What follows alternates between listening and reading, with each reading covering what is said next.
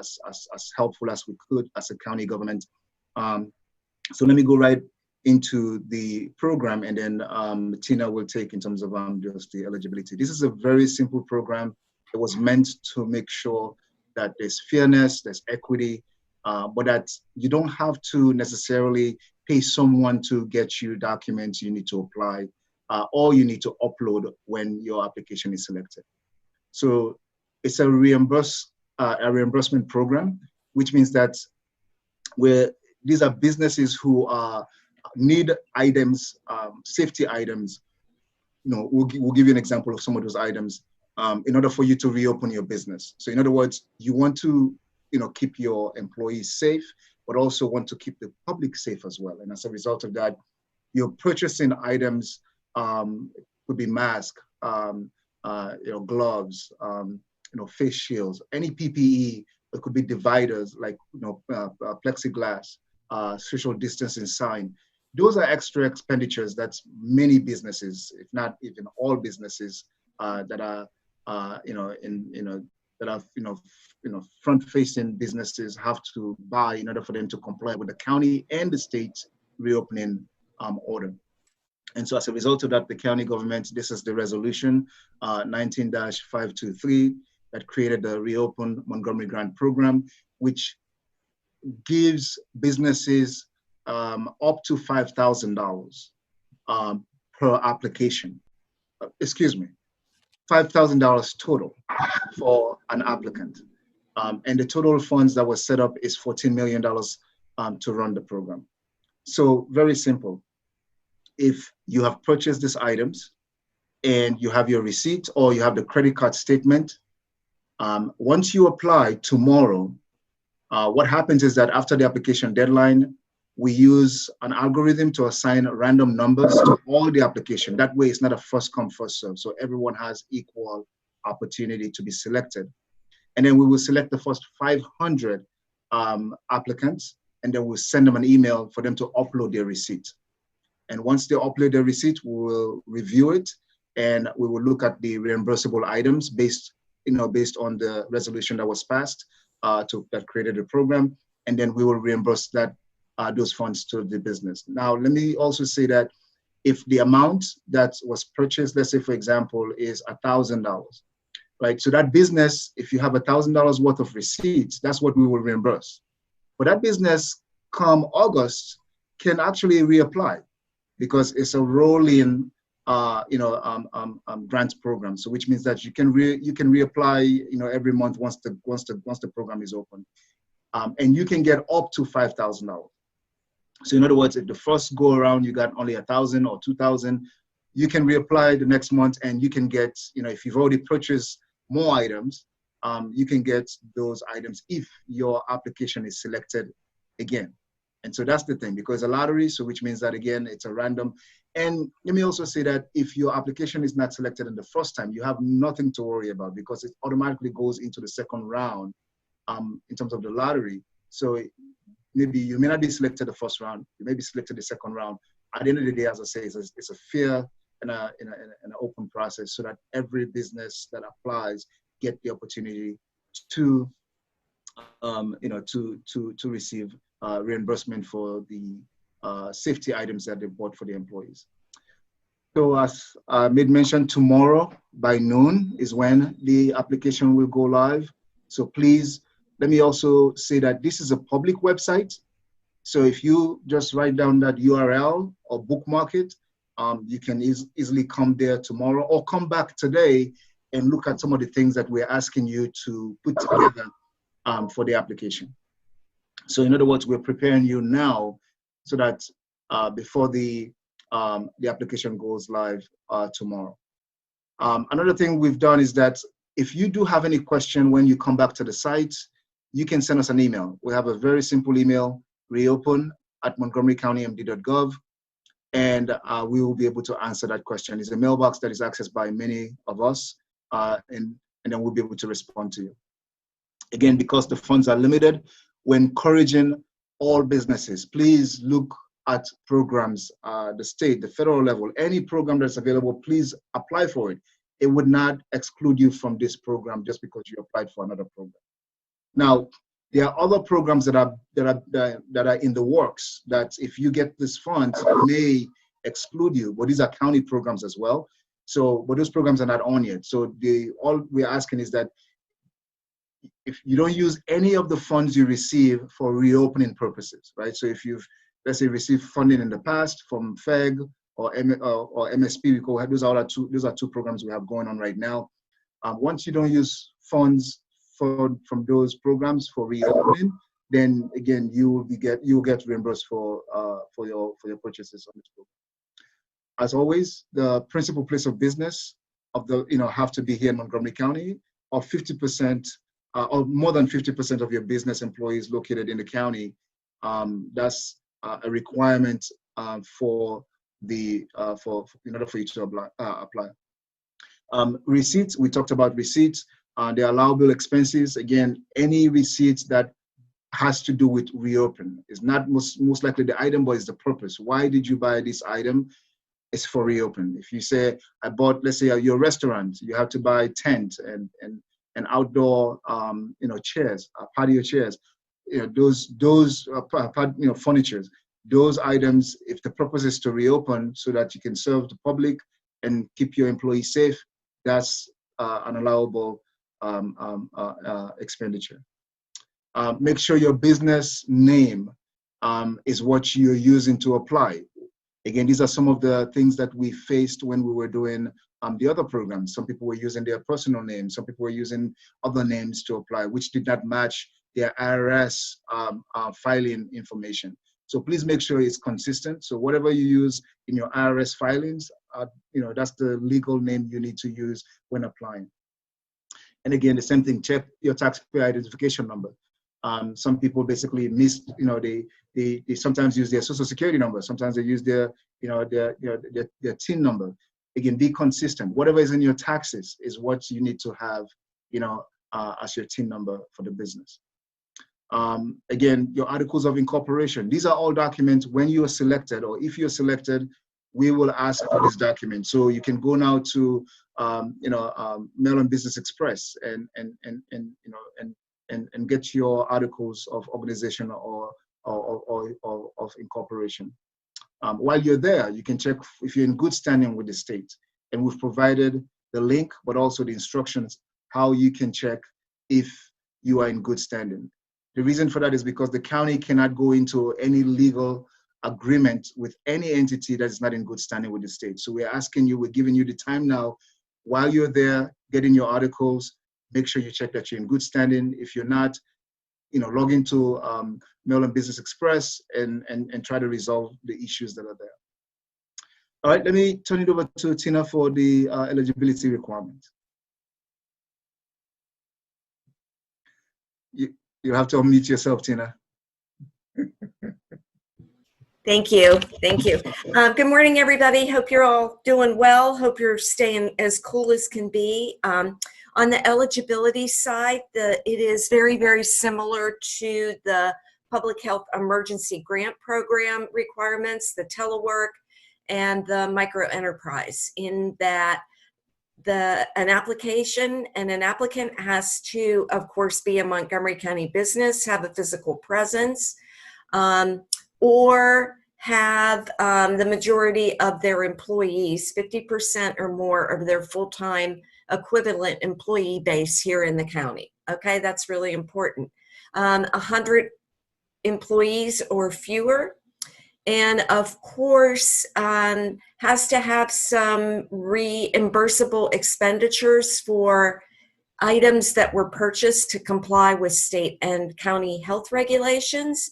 And finally, cannot have received funds from the county for reopening expenditures. Okay? So if you got a public health emergency grant, this is really important, and it goes beyond these two grants. You cannot use funds for the same purpose. All right? So any questions on eligibility? We'll open up for questions later. Okay. Sorry. That's okay. Allowable expenses. So again, these are items that we have, anticipate that we will get receipts for. So PPEs, material to create barrier divider to protect, again, as I say, your employees and the public. Contactless payment system. So some people may have to change their terminals, for example, and to allow that, right? So those are allowable expenditures. Cleaning supplies, signages, like the social distancing signages, some outdoor furniture, as I said earlier, in terms of restaurant, disposable food container, utensils. If you need to upgrade your HVAC system in order for, again, the purpose here to improve the airflow, or to make sure that it's healthy for your customers and your employees. So those are the allowable expenditures. Again, requirement documentation, this gives you an idea, again, of what we are looking for. It's very, very simple and straightforward. We need we need a receipt and we need a statement, right? So either a credit card statement which show that the item have been purchased, or receipts also that show that the item have been purchased. We don't need an invoice. Invoice would not be approved. So please send us a receipt when or if your application is selected to upload those files. And then the second thing is we're going to need your articles of incorporation. So please, again, when you go to Maryland Business Express to get your articles of incorporation, also just check and see if you're in good standing with the state. So the last area basically gives you, in terms of the back-end process, what do we do after you submit your application? So what we'll do, first of all, as I say, we will, remember, it's a rolling random lottery system. So which means that if you don't get selected the first time, your application automatically move into the second, drawing. So that way, you get a fair chance. Everyone has a fair chance that applied of being selected, and then for us to review their receipts and be reimbursed. The other thing is that, once you get the email, so it'll be a two-pronged process. When you're applying tomorrow, we're not going to ask you to upload any of these documents at all. It's when your application is selected. That way, we don't want to receive document that we may not necessarily need. And we don't want you to, send something to us that, if you're not selected, then obviously we don't need those documents. So, but when you're selected, that's when you will upload it. So that's the back-end process, that you get an email, which means once you apply, make sure you're checking your emails once the application deadline is closed, because we will only communicate to you through email for you to upload those required documents. And another thing is, if you're selected, again, upload it. And then if we have any questions, we will email you. If you have questions, you would email us. I have the email on, which is reopen@montgomerycountymd.gov. And then lastly, let me talk about some of the resources we've provided. Of course, we have a sample application, which is right here. The reason for that is because we want to make sure you see all the questions that would be on the application tomorrow. The application itself, you're not going to be able to go forward until you finish the first page, go to the second page. So you have to complete, but the sample application gives you everything in one place. It allows you to prepare. You can download it and fill it out online, and it also helps you. Again, it's not how fast you complete this application, because it's not a first come, first serve. That's why we want to make sure we provide all the information to you so that you can take your time, but hurry up as well and make sure you fill out the application. Yeah. I was also going to mention, Daniel and everyone, that if you don't get your application in, right away, it's okay. You can apply after the second lottery, after the third lottery, whatever, because we will keep on accepting applications until we run out of money. Exactly.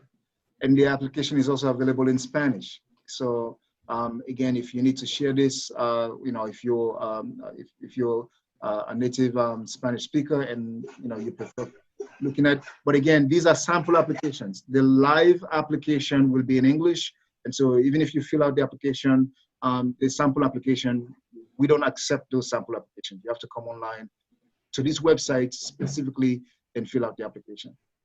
Other resources you're going to be seeing, hopefully by tomorrow, this will be up.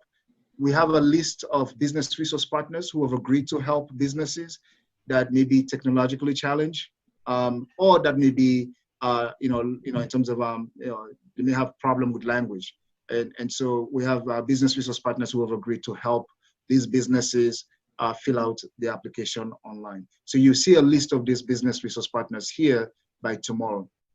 We also going to be uploading the flyer. The flyer is to get people, you can take it and share it as well with other businesses that may not be aware of this program. We want as many businesses to apply. It doesn't reduce your chances. Again, as Tina said, we have $14 million, and we want to make sure as many businesses as possible get those funds. So please help us get the word out. And I'm really happy that all of you have been responsive in terms of applying, but coming back and getting to know more about these programs. So with that being said, now I will pause and let me see. Since we have 68 people on the line right now, if you do have a question, please type it into the chat box, and Tina and I will take turns reading them. And if we do have some time left, we will let people ask us questions, and they will unmute themselves. All right. So the first question is, can we submit estimates of our plans for prior approval that will, all right, so Tina, you want to take that one? Yes. Unfortunately, estimates don't comply with the law. And so we are required to accept receipts that show that you've paid. All right? Yep. So you have to show payment for the expenditures. Exactly. So remember, no invoices, we need receipts. And receipts could be the receipt that you purchased the item with, or a credit card statement if it's on a credit card. All right, the next question is, I think I filed this application 3 weeks ago. Is it possible you find, Morgan, no, this is not that application. That application most likely is the Micro Enterprise Stabilization Program, and that program is still ongoing. So that program is also a lottery system. So which means if you haven't received any email, it's because your application has not been selected. But keep checking your emails, because we're not done yet with the program, and we are reviewing more files. So you may get an email from us. So please keep checking your email. But no, that's the Micro Enterprise Stabilization Program. This is the Reopening Montgomery Grant Program. All right, the next question is the question. All right, that's a good one. So Tina, I don't know if you want to take that, but I also have the website. I was going to say, so it's 100 or fewer full-time equivalent employees. And actually, when you go onto the application, if you need help in determining what a full-time employee is based on, again, your part-time workers, there's a calculation tool that will be available right directly on the application. And you have the link up? Yep. So Great. This is the link on the main website, how to calculate FTE. Okay. And when you click on it, it brings you to the site. At the end of the day, this is the formula that you use to calculate your FTE. Right. So again, as Tina said, full-time employee, it's not the same. Numbers of employees not the same as full-time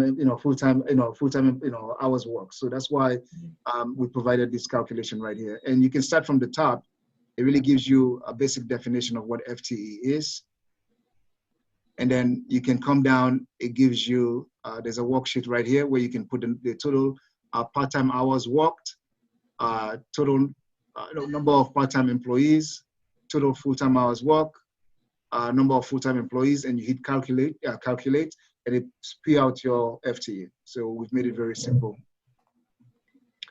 All right, but this is the link again on the website. So when you're applying, and as Tina said on the application, you can also use that link to go to calculate your FTE. All right, let's go to the next question. The funds will be available before buying? No. Sada, the funds will not be available before you buy. You have to buy and then be reimbursed for the purchase you've made. But again, it's not just buying anything. You have to buy things that are related to reopen. right? So depending on the type of business that you have, again, if you're buying, in terms of a mask, right, which most businesses, because for people to come in, they have to wear masks, so therefore their employees have to wear masks as well. So you may have to buy masks for your employees. If you're buying face shields for your employees. So it's not only what you buy, it's, again, the things you're buying to help you reopen your business. Those are the items that you will get reimbursed for. All right? I can take the next. Yep, go ahead, Tina. I can take the next one, which is a really good question. Sure. Is the total amount of the grant 500 per application, or 5,000 per application, or 5,000 per business? So yeah, great question. It is $5,000 per business. So if your first application is for $5,000, that's it. If your first application is for $1,000, you would be able to apply again. And again, you'd have to come back in, redo an application, and go through the lottery system again. But you could apply more than once for a total up to $5,000 per business. Yep. All right, the next question is from Julie.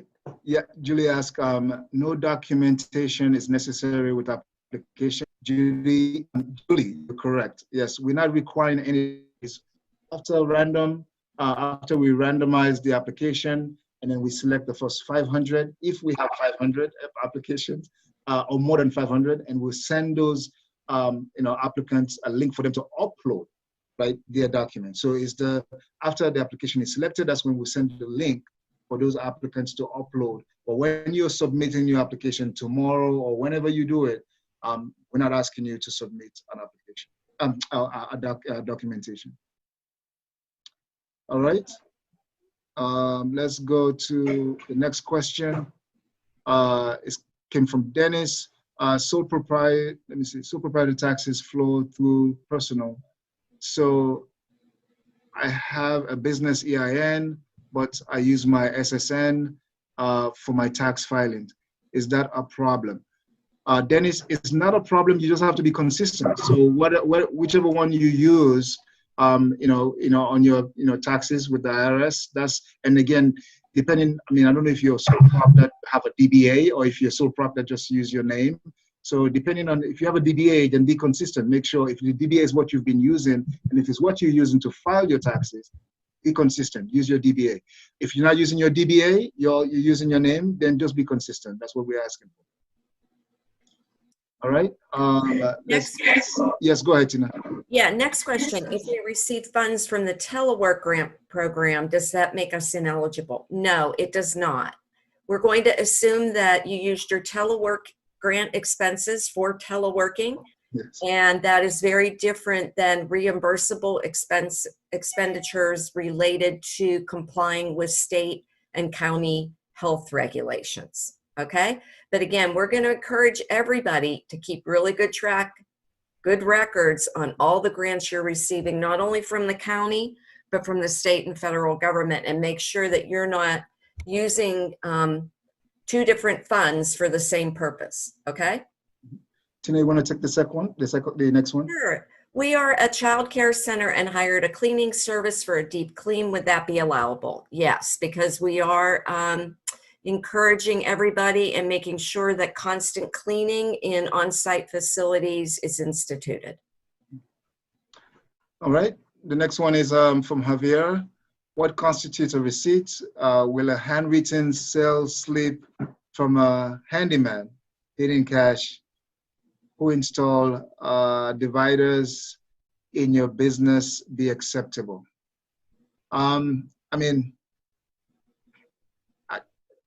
So let's put it this way. We trust in the businesses, keep record of their all their purchases, right? So we're not asking you to do anything unusual. Now, it just happened to be if you can pay that handyman, right, or handywoman, consistent with the way you've already paid, you've always been paying, then send us that receipt. So again, just to be clear, Javier, I'm not saying a hand receipt that is signed. is not acceptable. It is, once it's signed, it's acceptable. But again, just be consistent. We don't want you to send us receipts where, if we start to see inconsistency, we'll ask, well, why did you pay this way or that way? But at the end of the day, if you give us a receipt and you say that's a receipt, we will accept it. Right, Tina?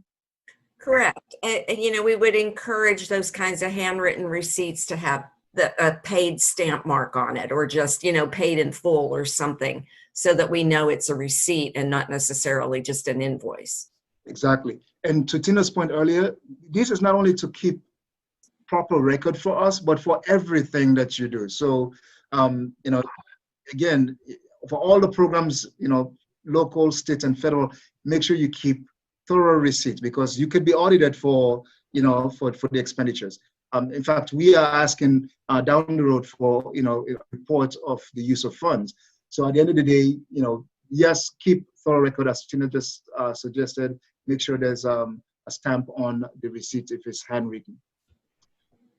All right, the next question is, what is the application deadline, please?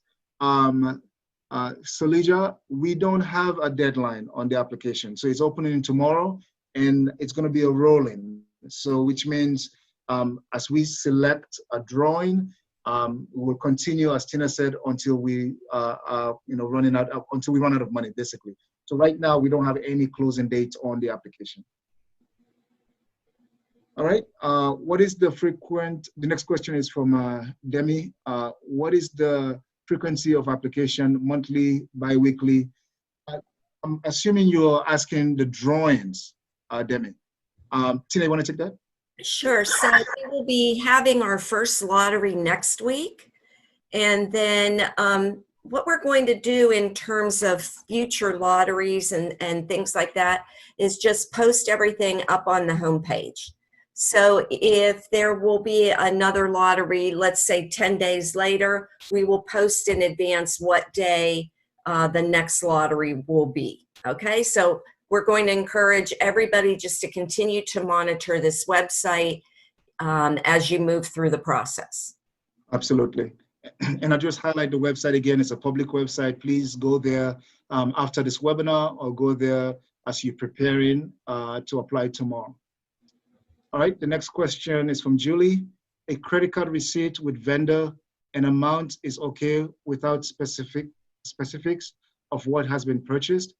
Yeah, so the credit card receipts will have, the statement will have the items that are there. You have to basically indicate which items, because especially if you're purchasing various items and they appear on the receipt, yeah. You may want to highlight. Daniel, the question says without specifics of what has been purchased. We have to know what has been purchased. Yes. Oh, sorry about that. Thank you. It's okay. I read it with specifics. No, we need specifics. We need, if you have a credit card receipt that shows that you paid, but then we're going to need something that aligns with exactly what you bought. Otherwise, we won't know what it is you purchased. Exactly. So remember, the receipt is for us to know what you purchased and if it's in line with the reopening of your business. So if you give us something that is not specific, we wouldn't know, what did you purchase. Thank you for catching that, Tina. All right, the next one is from Alexandra. Can you please clarify if a business got PHEG, I'm going to assume that's what you wanted to put there, can still apply for reopening grant? Alexandra, the answer to that is yes. The only thing is the purpose. As Tina said earlier, you should not use the PHEG, the FEG funds for reopening purposes. Right? If you do that, then you will not be eligible. In other words, make sure that the FEG funds go into other purposes. The language we use is that you cannot double dip. So you cannot use FEG funds for reopen and then apply for reopen funds for reopen as well. No, use FEG funds for other purposes and then use reopening funds for the purpose of reopening your business. Again, buying some of the suggested items we listed above, PPEs, any type of hardware that would help protect your employees and the public.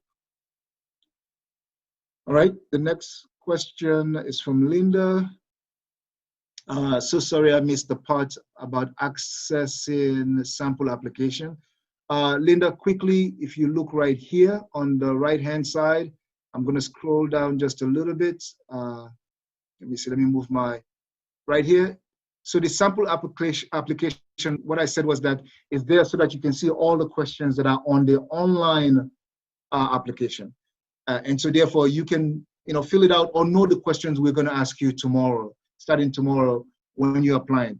And what I said that we're not accepting any sample applications. So the purpose there is just to inform you of the questions, but we're not accepting any sample application. So you can fill it out, but you have to come online and fill out the form online. So that's what I said about the sample application.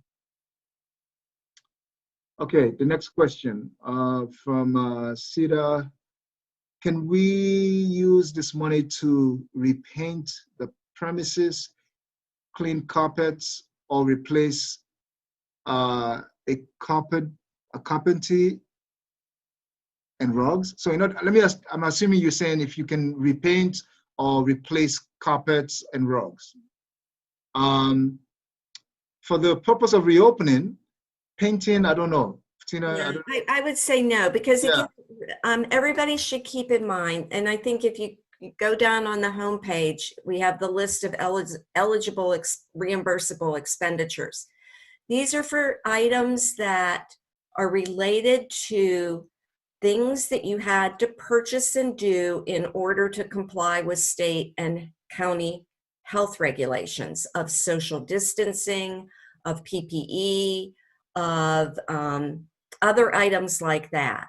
So just replacing or repainting doesn't have anything to do with health regulations. Yeah. All right. So keep it to the things that we said you have to do. You have to have masks. You have to, you have hand sanitizers. Cleaning is allowable and cleaning supplies, but not just repainting and upgrading of a facility. Okay. Thank you for that, Tina. I think that's very clear. The next one is from Franca. 501c3 or 501c6 both eligible if they meet the other eligibility criteria? Franca, the answer to that is yes. So this is for for-profit and non-profit businesses, or any business that that is purchasing these items. They are eligible to apply. And the next one is from Ricardo. Can you clarify the impact of having received other grants? If the other grants were used for things like technology, but you have additional receipts for PPE, etc., would you still be precluded? Ricardo, the answer to that is no. I mean, first of all, you're not exempt if you receive, for example, the EDC's telework grant, because that was used, to probably purchase or telework either hardware or software. On that same receipt, if you do have PPEs that you've purchased for reopening, and Tina, we have the time, right? Was it March? I just want to make sure. Yes, as long as you purchased items between March 16th of this year, which was the governor's orders to close, all the way through 30 days following the county's opening of phase 3, which we have not yet entered into. Exactly. So it's a long span that your receipts are eligible for. Exactly. So if the receipts on the those PPEs that you bought was for the purpose of reopening, then yes, you can apply for this. However, if you've used your Fed grant, and again that's where it's tricky, then you're not eligible. But if you haven't used your Fed grant for this purpose, then you are eligible. Am I right, Tina? Correct. All right. All right. So Deborah, you are correct. When you do the initial application, the sample of which is on the website, it will not ask for you to upload any kind of receipts. Once you are selected vis-a-vis the lottery system, you will get an email and it will say you have 5 calendar days to upload your receipts and the other required documentation. So you don't need them for the initial application, but you will definitely need them within 5 days after being notified that you've been pulled for the lottery. Exactly. Okay?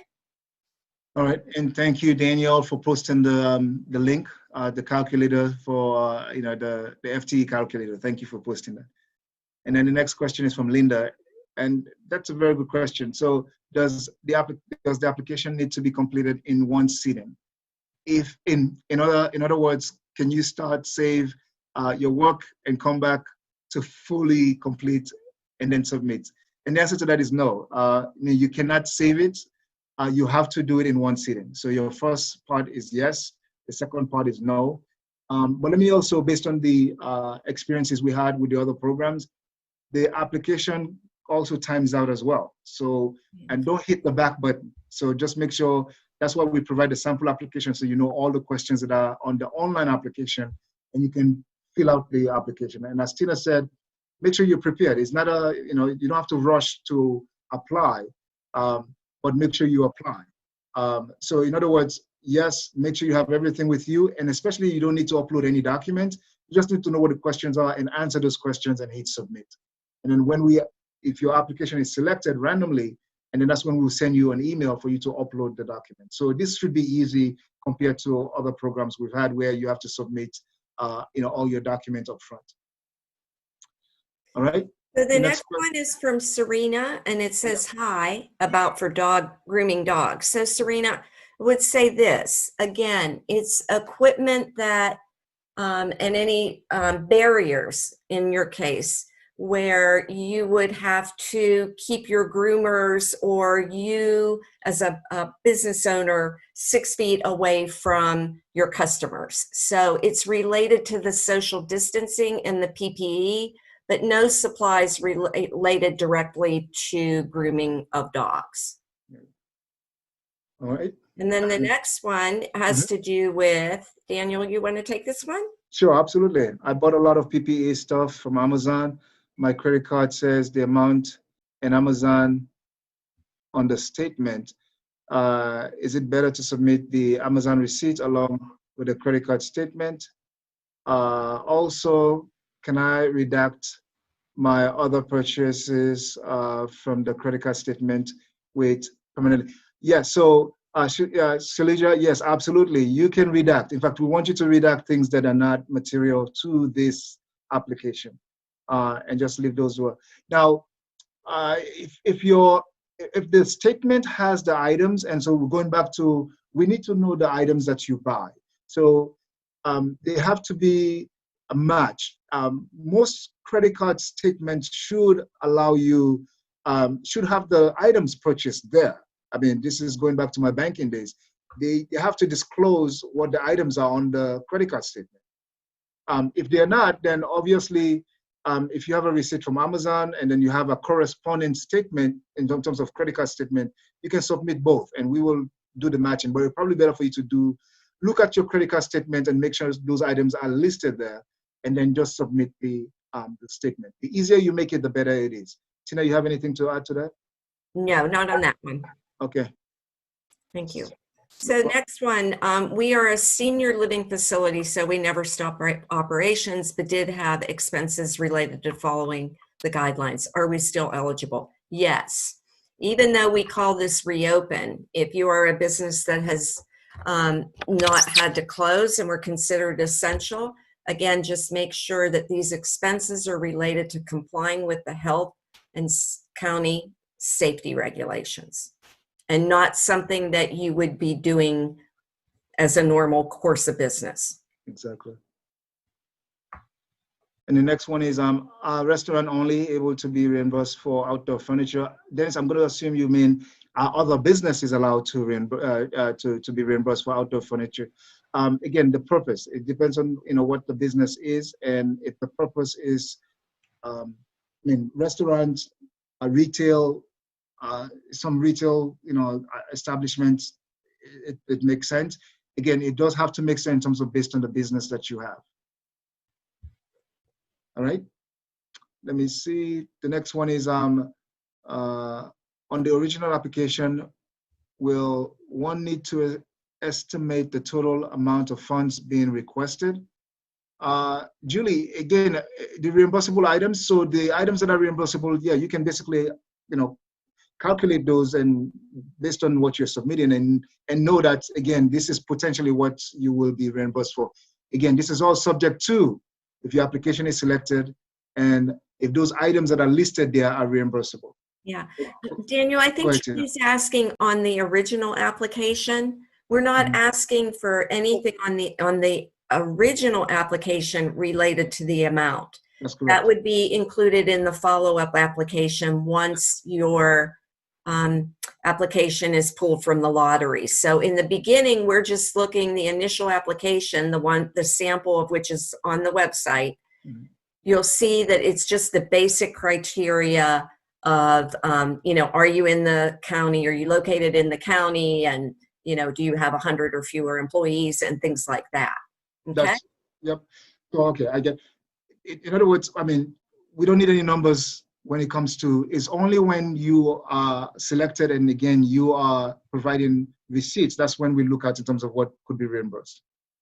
Thank you for that, Tina. The next one is how many slots in each lottery. Saleja is 500 if we get more than 500, but the plan is that we want to select 500 applications and then email those applicants to send us their receipt. Okay, from Paulina, for a family childcare, can outdoor equipment be reimbursed? So I would say that it depends on what the equipment is being used for. If it's just normal operations of the daycare center, no. Yeah. If it is equipment, if it is barriers or signage related to the need to social distance, again, these expenditures have to go back to the health and safety regulations that the county and the state told all of the businesses and nonprofits in the county, this is what you have to do in order to open safely. Okay? So if it's normal equipment, no. Okay? That's a good way to put it. All right. Let me see. The next question is, can you shed some insight on how the county will audit the businesses? Yeah. Go ahead, Tina. So I was going to say, like with the Public Health Emergency Grant Program, your application will actually turn into your grant agreement. And when you have a grant with the county, if we come back and ask you for a survey later on to be filled out, we expect you to comply. And there is a chance that businesses could be randomly audited at the end of the program. Yep. So Daniel and I keep encouraging everyone, again, not just with county funds, but with all of the grant monies that you're receiving, to keep very detailed and good records about what they're being used for and ensuring that they're being used for what is allowed according to that particular grant program. Exactly. All right. And Danny's question is, if we want the credit card receipts and invoice to show, again, we only need the credit card receipt. We don't need the invoice. So to Julie's question, again, she was saying that I think her Amazon receipt, because Amazon, I think, apparently have a way of documenting in terms of purchases. That's not what we really want. We want the credit card receipt, which is on the statement. Or either the purchase receipt or the credit card statement, and then she would identify or redact the items that are not, they're not. We don't need those items because of this program. So again, we don't need any invoices. We need receipts. Receipts either of purchase or receipt from credit card statement. Can you hear me? Yes. That's not what I was asking. Okay. The Amazon on the credit card receipt does not identify the items that were purchased. It just says Amazon and the amount. So I'm asking, in that circumstance, do you also want us to submit the Amazon invoice that matches, or at least partially matches, what we're asking for with reimbursement? Yes, because we want to see the itemized list of the items to make sure that they comply and are in line with the eligible expenditures. Correct. Thank you. I just wanted to make sure that, we all understood, sure. The submission so we could get our money back. Right. Thanks. And it's on the receipt as well. So that's the key thing. Yes. All right, I would err on the side of the more you give us, the better. Particularly with respect to, for example, if you went to Costco, right, and purchased 7 items, we want to see what those 7 items are and not just the bottom line Costco. Exactly. Right? Okay. All right, thank you for that. Let's go to the next one. I don't have a child care, let me see. I don't have children now, but my license was. Yeah, so ma'am, you would be able to apply for this grant once you have purchased some equipment that is needed again to comply with health and safety regulations. Yeah, and I also have another question that was sent privately. Can they buy like water equipment for children for daycare facilities? As Tina said, if it doesn't have to do with complying with the reopening order, then if it's just a regular purchase, then it's not allowed. So again, all purchases, regardless of what you're buying, has to be because of the order, and you're buying it for the purpose of reopening and keeping your employees and the public safe. Okay, the next one is when I submit application on Wednesday, do I need to enter the total amount of receipts that I have? Lola, no, you don't. Again, we're not asking for any receipts. We're not asking for total amount of expenditure or receipts on Wednesday and further. It's only if your application is after randomly selected, and that's when we will send you an email for you to upload your receipts. Okay, and Serena again. Okay, mask and sanitizer, absolutely. Those are allowable reimburse. So Denise has the next question, and let me read it. If we bought items just after submitting the application, can we submit those receipts too if selected through the lottery? That's a good question. Yes. Again, you will be given 5 days once you're pulled to submit your receipts. That's correct. You can purchase anything during those 5 days. That's right. As long as you showed that you paid for them. Yep. That it's not just an invoice. Okay. I think you got it, right? Yeah. That's a good point. That's a very good point. So as Tina just indicated, if you submit and you get selected, you have 5 days for you to submit your receipts to us. Within that 5 days, whatever you purchase, you can submit to us. All right. The next question is, let me see. Oh, okay. If I'm available for this grant, can I, okay. Oh, Prado, I'm assuming, again, you can correct me if I'm wrong, that you're asking if you receive this grant, if you'll have to declare it in your taxes. I think all grants, they get a 1099, right? That's correct. That's correct. Mm-hmm.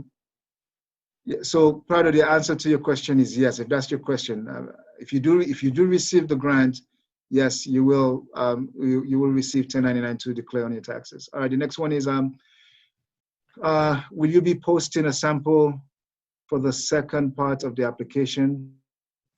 It will be helpful for people to prepare document receipts. So Franca, the second part of the application is just an email. It's just to upload receipts and document. So there's not a sample for that. In fact, let me scroll down. That's the explanation we try to give right here, which is in terms of the backend process. If you are selected, this is basically the backend process. So the main application is what you will see online, and the sample is what we just posted here. So this is the only application. Once your application is selected, then the email we send you is just for you to upload the receipts and then your document in terms of like your articles. All right, let's go to the next one. Let me see, this is from Cindy.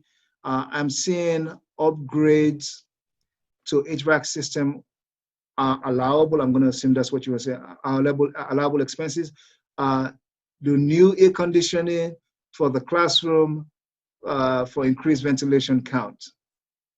Now, go ahead, Tina. So I was going to say, if it is just a replacement of an existing air conditioning, no. But if this is an enhancement to your airflow, yes. So included in this application, yeah, at the bottom of the allowable expenditures, you're going to see a category entitled Other, and it will give you the opportunity to say, well, I also incurred this, with an explanation line of why you feel that it is was needed in order to comply with state and county health regulations. We will look at those and make a judgment call. So we are giving people the opportunity to make their case on other items that we might not have thought about, okay? But that does not necessarily guarantee that we will feel that that was needed in order to comply with health regulations. So by all means, submit, and then we'll make a judgment call. Okay. The next question is from Iloma. I already bought thermostat, mask, and hand sanitizer from Amazon. Can I use the previous receipts? Yes, if you purchase those items, from March 16th onward, those items you can submit that receipt for those purchases from Amazon. But definitely thermostat to check temperature, mask, and hand sanitizer are all allowable expenditures. All right. The next one is to follow up. We've seen a lot of confusion about these kinds of emails from second part of the application. In order grant from the county. People having trouble finding. Could you provide a sample of the email? It does not. Okay, so Franca, can you just can you unmute yourself and ask the question? We have a few minutes. I think I understand it. I think what she's saying is that some of these emails that we're sending might be going into spam. Okay. That is exactly what's been happening. I don't know. Can you hear me? Yes, we can hear you. That's what's been happening. So we've been working with people with the ECEI, and the emails have gone into spam, and people haven't been able to find them. And actually being able to show people what the email looked like, what the text of the email looked like, helped a lot, especially with some of the smaller providers who have immigrant backgrounds, whose English is limited, all of that kind of stuff. So if you can do that, even just the text, that helps. Right. Well, and I would also, Franco, just encourage everybody to look for the tagline. Anything we send out would have the title Reopen related to the grant program. So if they can search by that in their spam, I know this has been an issue about emails going into spam, and it's hard for us because it's not necessarily on our end. Yeah. No, absolutely. I think just again, just for some people, just seeing the text of the email so that they can read through it and understand what they're going to see and how they should respond. Right. That's quite helpful. Right. I understand. Yep. Okay. Thank you for the suggestion. Yeah. Thank you for the suggestion.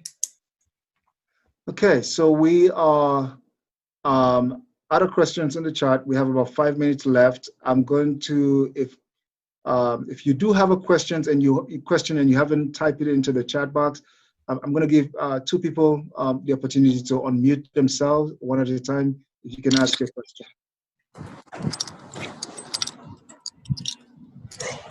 All right, who wants to go first? Sí. No, de aquí viene. De aquí viene. A las 11 viene.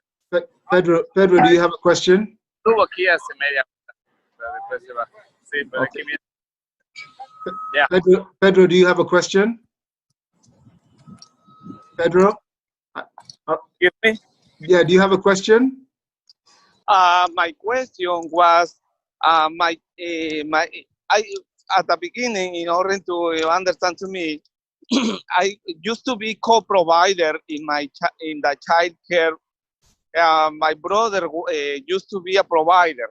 Then we changed the title, the co-provider to provider, because the child care, the family child care was open the last year, okay? Mhm. But my license was given to me recently because I don't know what happened over there in the office. I don't know where my license was late. Now we try to open it with my wife because my wife she wants to be my co-provider. You understand to me now? Yes, keep going. Yeah, okay, thank you. Now, sorry. My question is, I don't have children now, okay? I don't have children now because my license was recently. My question was, can I apply for this grant?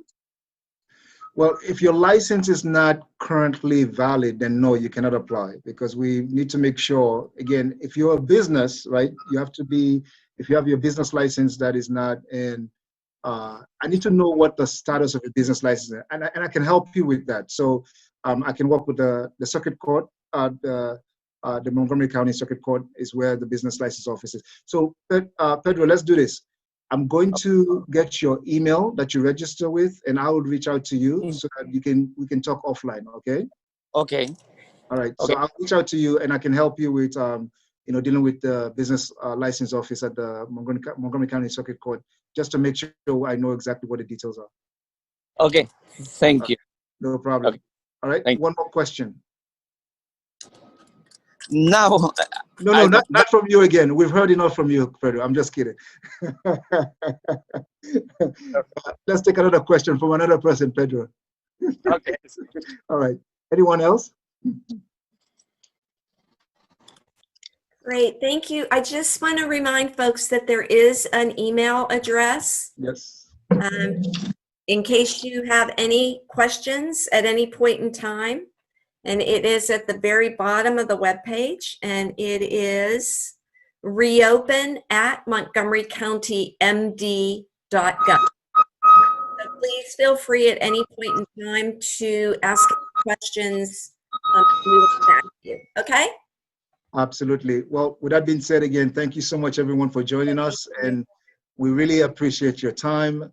We know these are difficult times, but you guys are doing an amazing job in terms of not only being safe, and also following in terms of wearing masks. Please, I think the more we all work together, the better we'll be able to overcome. Again, we know these programs would not solve all the problems. As the county executive will say, we're doing our best to help our businesses to ensure that they have at least something from the county government in terms of support. So these are support programs for all of you. Not only you, if you know anyone else who was not on this call today, this webinar today, make sure you share the information. We're going to have this information available as well. But also, to Tina's point earlier, whenever we're doing a new drawing, the day before the drawing, we're going to host a webinar as well. So be on the lookout for that as well, so that you can, again, attend or get somebody else to attend who may have questions about the application. So it's 10 o'clock, and I don't want to hold you a minute longer. So thank you so much, and have a wonderful rest of the week. And with that, we'll end the webinar now. Thank you, everybody, for joining us today. Hi, I'm Danielle with Buzz 365 Media. We do in-person and remote live stream video productions. If you are having technical difficulties setting up a virtual meeting, conference, or workshop, give me a call. Buzz 365 Media is here to help you.